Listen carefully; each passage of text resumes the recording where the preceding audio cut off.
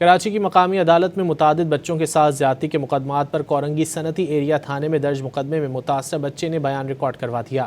Karachi judicial magistrate شرقی کی عدالت میں متاثرہ بچے نے بیان ریکارڈ کراتے ہوئے بتایا کہ 20 دسمبر 2025 کو کام پر جانے کے لیے وہ بس اسٹاپ پر کھڑا تھا۔ ملزم عمران موٹر سائیکل پر آیا اور لفٹ دینے کی آفر کی۔ ملزم عمران ملین ندی کے پاس لے گیا اور زیادتی کا نشانہ بنایا۔